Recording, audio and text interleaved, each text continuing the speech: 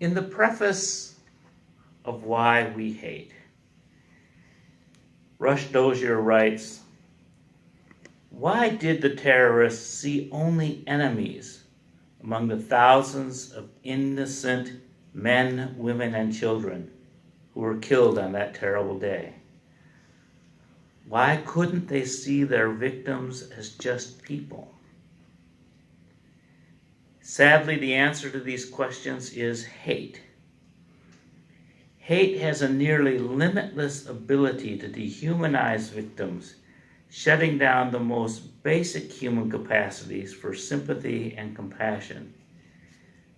This is not the problem of a few fanatical terrorists. It is the problem of human nature generally, and threatens the well-being of all of us. Which is incredibly true, because after 9/11, our country went and bombed a country that had nothing to do with it, killing thousands of people because they just kind of fit in that general category of people we didn't like. Dozier goes on to explain how the limbic system of our brain affects us. It's primitive and evolutionary. It controls our fight and flight response. I know I've preached on this before. It's binary. It sees things as good or bad, friend or foe, yes or no. Our cortex mediates it somewhat. The more gray matter we have, and more importantly, the more gray matter we use, the better we are able to see shades of gray. However, the limbic system can't simply be educated away. He writes, "Our limbic system has evolved a powerful tendency to blindly interpret any meaning system that we deeply believe in as substantially enhancing our survival and reproduction," which means opinions about your nation, about your religion, sometimes about your sports team, can cause this response that people say, that's a fight. This is important. Rather than mediating hate and fear, our higher functioning brain creates a feedback loop, a justifications. Instead of being rational, we often make rationalizations for the hate we already feel. And this increases the intensity of the emotions generated by the limbic system. Matters of opinion become matters of life and death. And this has lessened our ability to process contradictory views. Our public discourse has suffered. On public television from 1966 to 1999, William F. Buckley hosted Firing Line. The conservative host would have spirited discourses with liberals. One of my favorites was watching him go toe-to-toe with Cornel West. And I was just amazed by the beauty of these two minds sparring, and it was really something to see.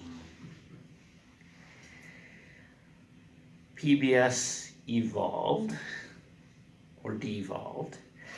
In 1982 to 2016, John McLaughlin held the McLaughlin Group, where maybe the debate would start out on an intellectual level, but by the end of the show, it would degrade into yelling.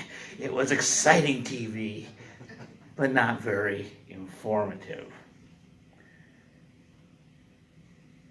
And nowadays, PBS is written off as too far left, and people don't try to get their sources from there. People tend to choose a source that confirms their bias, like Fox News or MSNBC. There's a sense of, I'm going to pick my team. and only listens to arguments that help them win.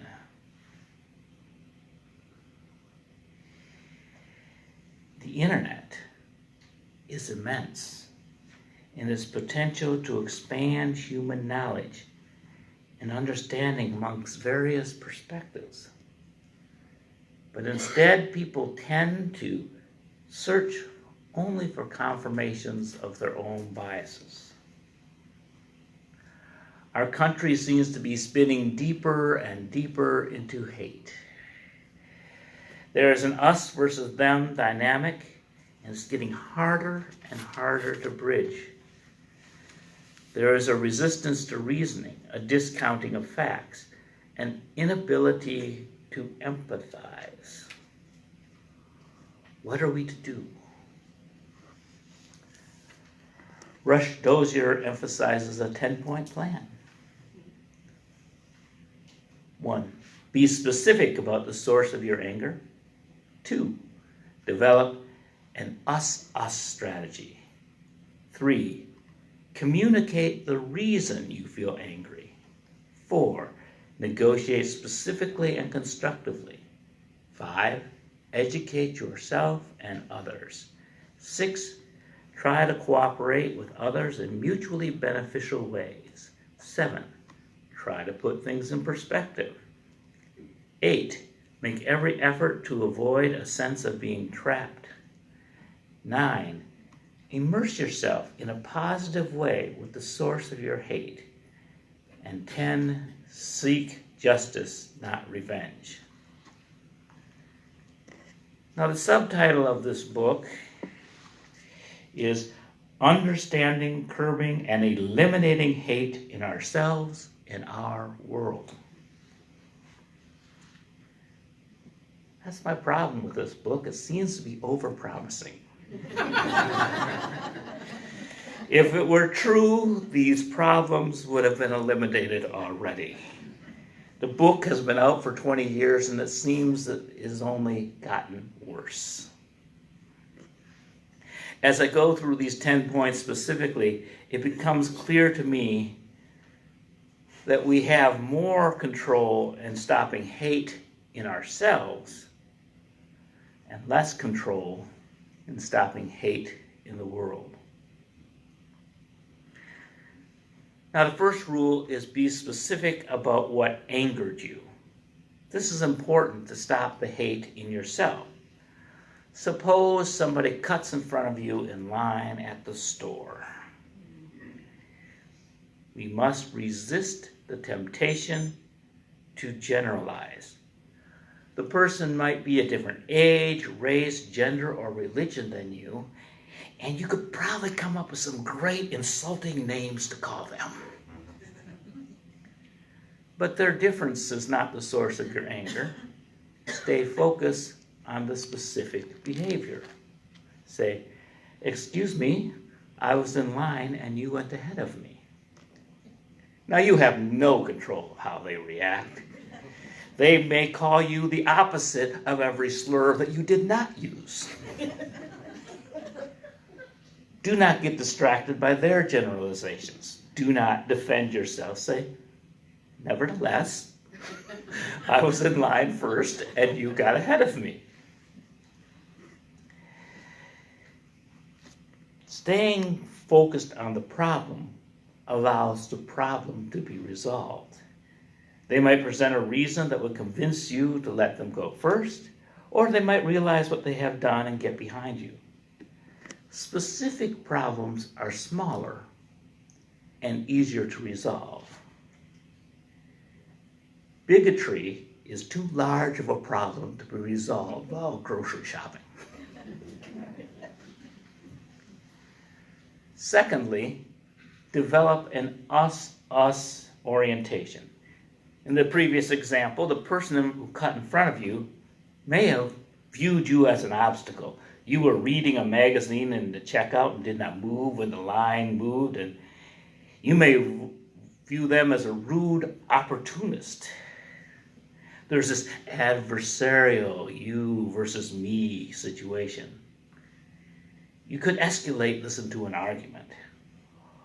Or you could say, store is so crowded. What's the quickest way to get out of here? See, you are creating an alliance. Because if you actually called the manager to settle your dispute, that would only really slow things down. But if you're allied with each other, you might come up with a creative solution. The store's at fault, and we're helping each other. We're in this together. We can figure it out.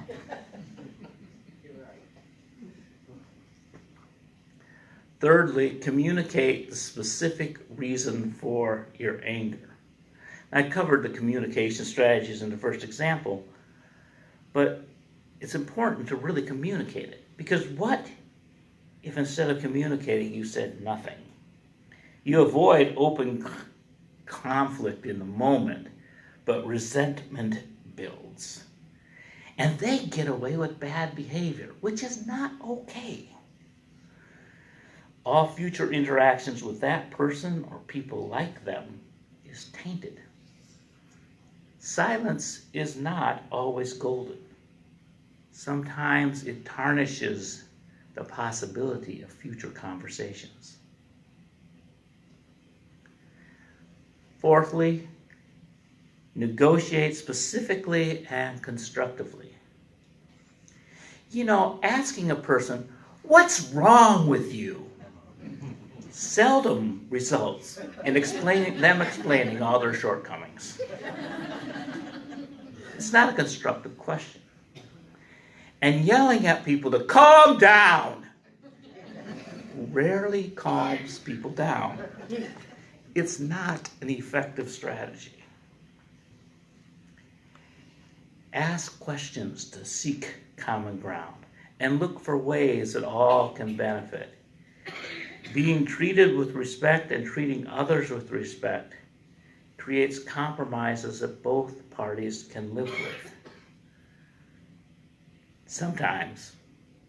Oftentimes, it seems more these days, people will refuse to negotiate with good faith.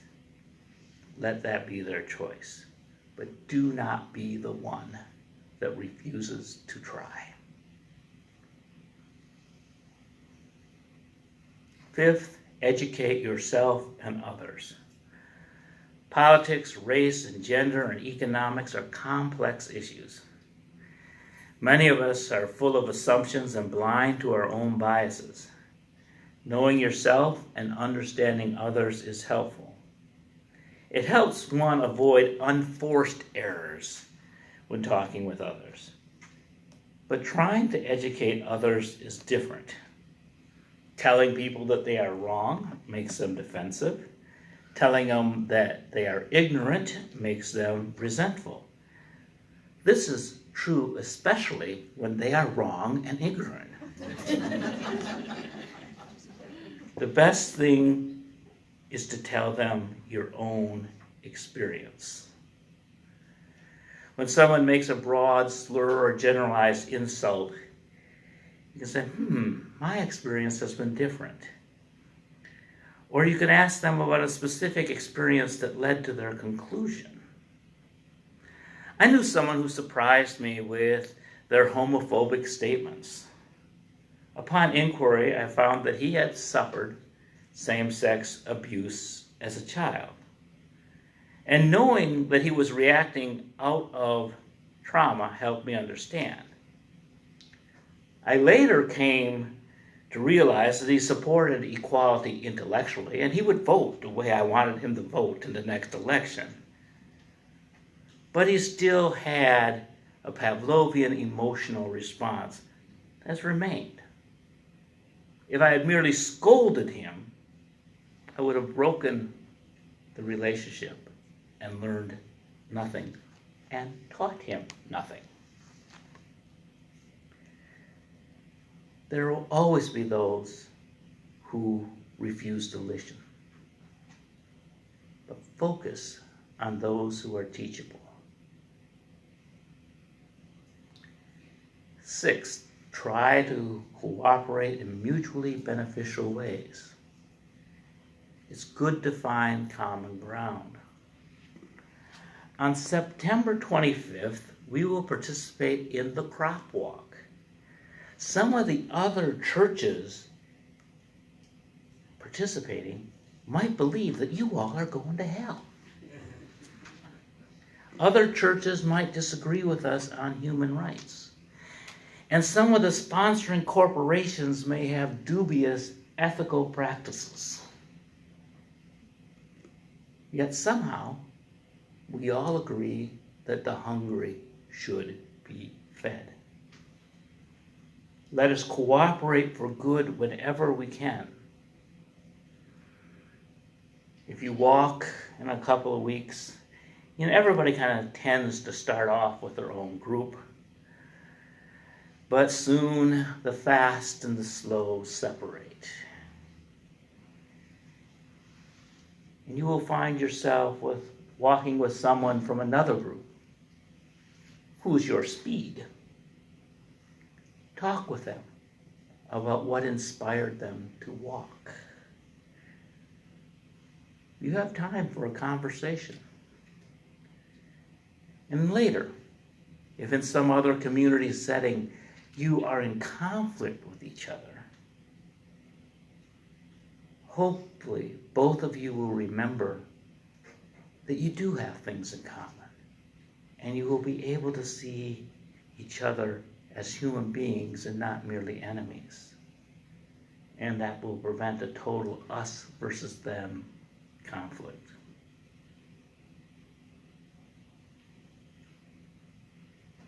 Seventh, try to put things in perspective. When we have been hurt, we can be defensive. Every little thing can be overwhelming. We can use our flight response to escape to a place where we feel safe. And once we feel safe, our limbic system is disengaged, and the higher mind can think of new possibilities. I think all of us have experienced of thinking of the right thing to say 6 hours after the conversation has taken place.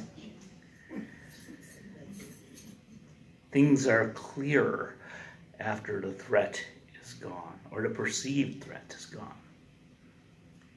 In the moment, we have been told to count to 10. This is a trick that we use to try to disengage the flight or fight response. It gives us a chance to put things into perspective. Plus, it can be vaguely threatening if you're in a conversation and you start going, 1, 2, 3.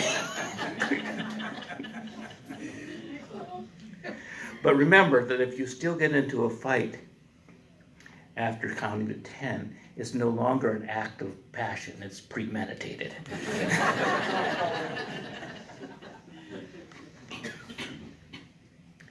Eighth, make every effort to avoid feeling trapped. When you're in a fight, you're focused on the fight, and you only see my way or their way. And there might be a myriad of other options. Those are your rights. We fight for meaning, control, and power and authority over our own lives, and often the lives of others. This helplessness is a source of much of our greatest misery. And when we feel helpless or trapped, we often feel worthless. And there are 2 common solutions: blame and destroy others, blame and destroy yourself. And suicide bombers choose both solutions at once. After a mass killing, people look back and find warning signs. We must have a mental health system available to help people. We must destigmatize seeking mental health. That's why throughout my ministry, I have freely admitted that I have taken medication from time to time to relieve depression, and it has helped. It has stopped my mind from spiraling down into feelings of helplessness and worthlessness. And it frees my mind to try other options to bring meaning to my life. If you are feeling helpless, remember there's no shame in seeking help. And if you notice someone is struggling, reach out. Let them know they have options. Now, it's harder to do this as a matter of public policy. Some people will not take a way out even when offered. The vaccine for COVID-19 and its boosters have been proven effective, and they continue to be free. Yet, only 64.5% of Americans are fully vaccinated. And over 20% have not chosen any vaccination at all. A CDC report for the week of July 2 of this year, the most recent one that I could find, showed that the death rate for unvaccinated people is 16 times greater than those who have been double vaccinated with 2 boosters.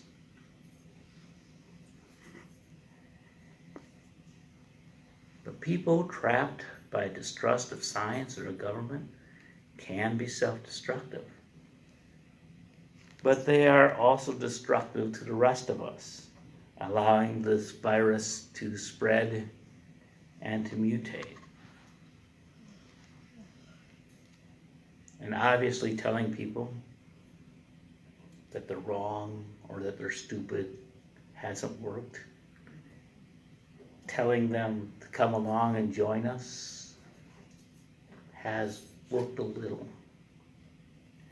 We must continue to look for us strategies that encourage people, because threats and shame only harden human resistance. The 9th strategy Dozier proposes is the most difficult for me to understand. He writes that when we are gripped by hostility, seek out ways to immerse yourself in a positive way with the source of your hate. Think of someone you hate. Think of how willing you are to immerse yourself in anything about them. This seems the most unrealistic. But he cites presidential meetings in the Cold War, meetings where nothing really happened, not many agreements were signed. You walk around and show Khrushchev some factories, and then you go over to Russia and they show you some factories, and there's an occasional ballet, and none of these are dealing with the problem of we have nukes pointed at each other. But in those moments, those times where you can play golf with an enemy, enjoy music with someone who disagrees with you politically, anything that you can do that just increases proximity and increases the likelihood of seeing that other person as a human being. I think many of us feel this sometimes when we have to visit family who have a wide variety of opinions. And you say, I just have to get through this dinner. We're here for Mom. We're here because there's a funeral. I'm not even going to get into some of the places where we disagree. I'm just going to try to focus on the one thing we have in common, no matter how innocuous it is. Even if you are only exchanging pictures of dogs with somebody who's an enemy from high school, exchange that picture with a dog and say, our puppy's cute. And it might be the only thing you have in common with them, but revel in it. Keep that human connection. And the 10th and final strategy is seek justice and not revenge. And this is where that phrase, the enemy of my enemy is my friend, really breaks down. Because to get a good solution, both sides need to feel good about it.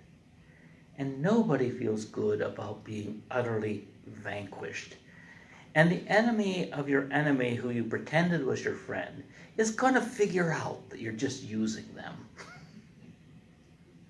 So you need to really continue to focus on principles of justice. People who break the law and threaten national security should face legal consequences.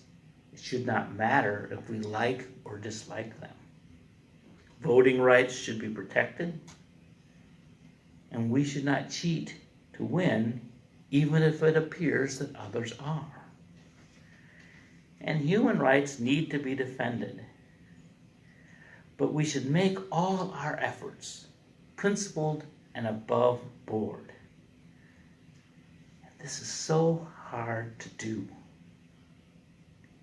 because building is always harder than destroying. A fire can quickly destroy a house that took months to build. One child can spend 20 minutes stacking some blocks, and another child can come and just kick them over.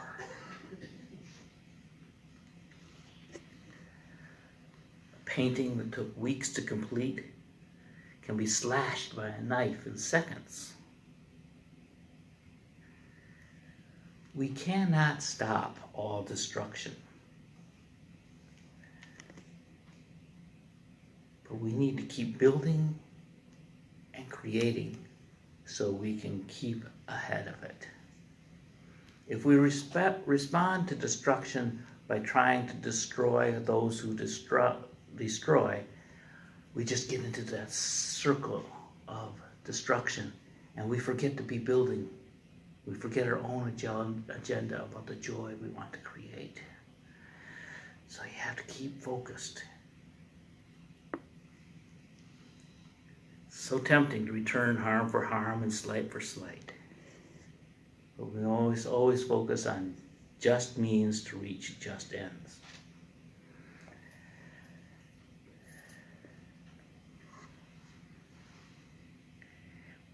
Now, if I heard a preacher tell me that these days, I would say, but I'm scared. There is so much currently at stake. Climate change threatens resources and human survival. Somehow we must advocate solutions that are fair to all. And even as we do, those who have had an unfair advantage will complain. But we must offer and deliver a promise for a better world. It's so tempting to hate those who hate us. But if we do, they have already won the game. We cannot choose to be swept up in the hate. Think of love as an act of resistance. Given a choice of loving or winning a particular battle, I hope I will choose to love. I hope I am playing a long game and will continue to look for new ways to love. I am hoping to keep love alive in any way I can.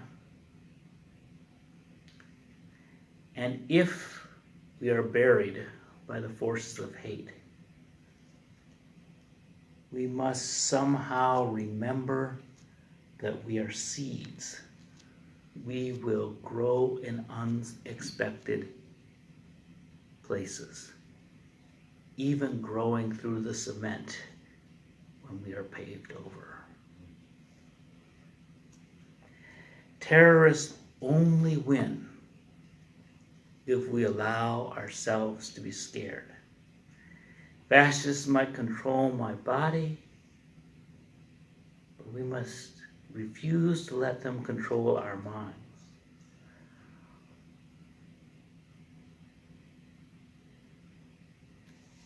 I go back to tried and true and sometimes even hackneyed phrases like, love your enemies.